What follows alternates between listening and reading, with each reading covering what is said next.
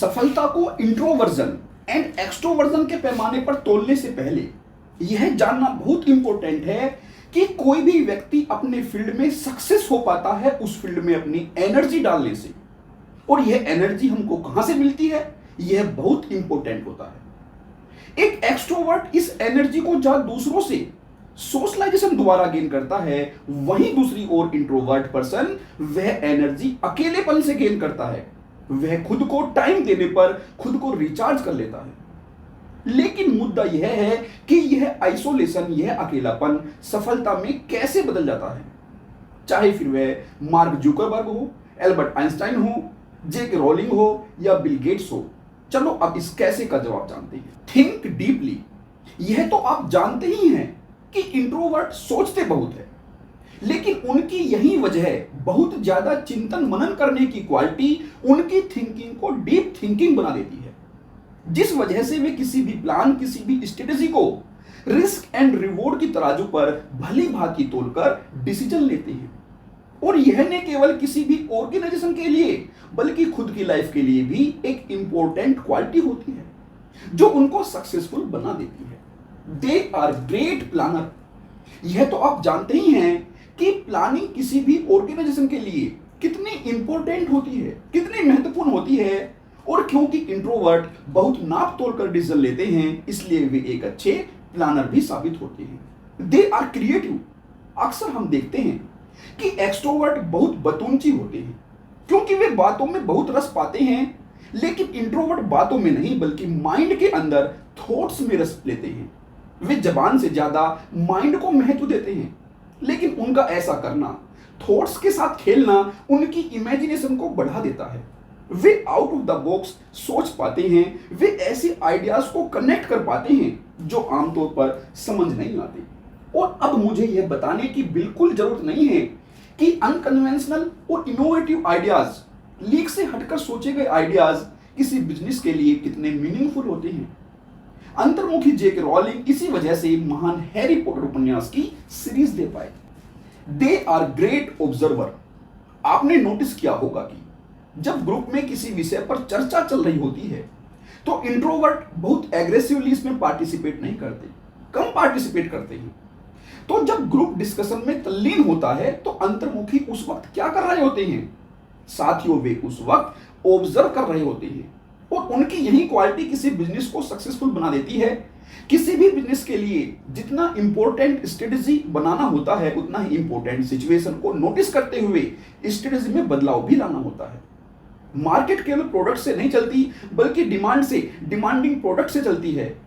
Introvert माहौल में होते बदलावों को पकड़कर उसी के अनुसार अपना नेक्स्ट मूव, नेक्स्ट स्टेप लेते हैं जो उनको सफल बनाता है। They are not interdependent for quality work. साथियों, सबसे खास बात यह है कि वे क्वालिटी के मोहताज नहीं होते, उनका हर काम क्वालिटी वर्क होता है।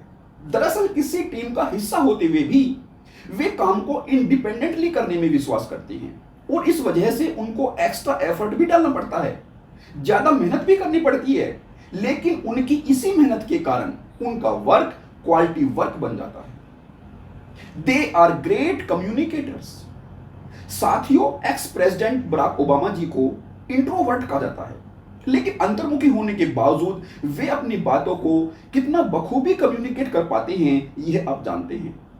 कंपैरिजन को थोड़ा आसान बनाने के लिए आप प्रेसिडेंट ट्रंप जी की स्पीच को और ओबामा जी की स्पीच की क्वालिटी को नोटिस करेंगे तो आसानी से शब्दों के चयन के महत्व को जान पाएंगे। ये अच्छे वक्ता बन पाते हैं क्योंकि इनके हर शब्द का वजन होता है। ये हर शब्द को तोलकर बोलते हैं। ये बोलने के लिए नहीं बोलते बल्कि कुछ मीनिंगफुल बोलना होता है, इसलिए बोलते हैं। एक अच्छा वक्ता, चाहे वह इंट्रोवर्ट हो या एक्सट्रोवर्ट, वह यह तो जानता ही है कि क्या बोलना है। इससे भी महत्वपूर्ण वह यह भी जानता है कि क्या नहीं बोलना है। तभी वह एक ग्रेट लीडर बन पाता है, फिर चाहे वह इंट्रोवर्ट हो या एक्सट्रोवर्ट। अपने ही प्रधानमंत्री मोदी जी को ले लो, वे भली भांति शब्दों के चयन को जानते हैं। वे भली भांति जानते हैं कि पब्लिक के सामने क्या और कैसे बोलना है। साथियों, बात एक अच्छे वक्ता की हो और अच्छे लिसनर की न हो, यह हो नहीं सकता। तो नेक्स्ट पॉइंट है लिसनर का। They are good listener. साथियों, अच्छा वक्ता वही होता है जो दूसरों को उसी ध्यान से सुनता है जितने ध्यान से वह खुद को सुनाना चाहता है। उसके लिए दूसरों की फीलिंग को समझना बहुत इंपॉर्टेंट होता है।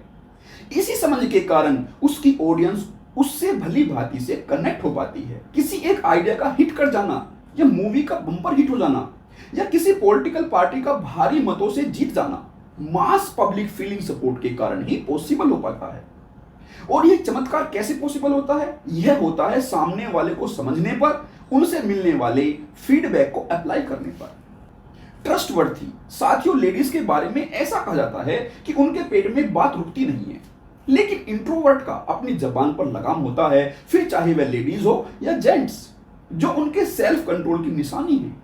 वे यह जानते हैं कि कुछ बातों को न कहना ही ज्यादा उचित होता है, खासकर जो बातें गोपनीय होती है, कॉन्फिडेंशियल होती है। इसलिए इंट्रोवर्ट ज्यादा ट्रस्टवर्थी होते हैं।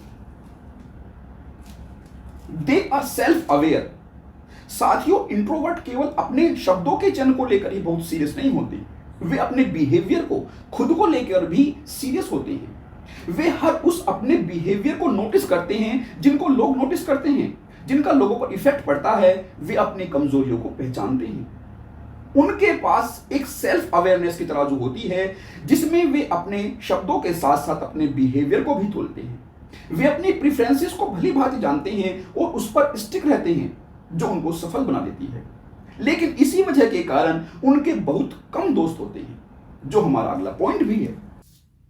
दे मेंटेन क्वालिटी रिलेशनशिप साथियों, कम बोलने की वजह से, खुद पर और अपने साथियों की एक्टिविटी पर ज्यादा ध्यान देने की वजह से, ज्यादा नोटिस करने की वजह से वे कुछ सेलेक्टिव लोगों को ही अपना दोस्त बना पाते हैं। लेकिन उनके ये दोस्त बहुत जिगरी होते हैं। भले ही उनकी क्वांटिटी कम हो, पर वे उनकी रिलेशनशिप क्वालिटी की होती है। वे लोगों की हाँ में हाँ मिलाने से ज्यादा क्वालिटी रिलेशनशिप को इंपॉर्टेंस देते हैं। और किसी भी बिजनेस के लिए, और न केवल बिजनेस के लिए बल्कि किसी भी रिलेशनशिप को लंबा चलाने के लिए उसका मजबूत होना, उसका क्वालिटी का होना बहुत मायने रखता है। वास्तव में अंतर्मुखी काफी सेंसिटिव होते हैं और यह क्वालिटी उनकी कमजोरी भी बन जाती है, लेकिन यह उनकी ताकत भी होती है, क्योंकि उनकी यह फीलिंग ही उनको अपनी रिलेशनशिप के प्रति सीरियस रखती है, डिवोटेड रखती है। और वे न केवल रिलेशनशिप को मेंटेन रखते हैं, बल्कि क्योंकि वे बहुत गहराई से सोचते हैं, तो वे यह भी फील कर पाते हैं कि दूसरा क्या फील कर रहा होता है, जिससे उनकी रिलेशनशिप क्वालिटी की रिलेशनशिप होती है। दोस्तों, रिलेशनशिप टूटती ही इस वजह से है क्योंकि हम एक दूसरे की फीलिंग को प्रॉपरली नहीं समझते। इसी के साथ आज के टॉपिक को वाइंड अप करते हैं, लेकिन आपको यह बताना है कि दुनिया में कितने % लोग इंट्रोवर्ट है और कितने % extrovert. Thank you so much.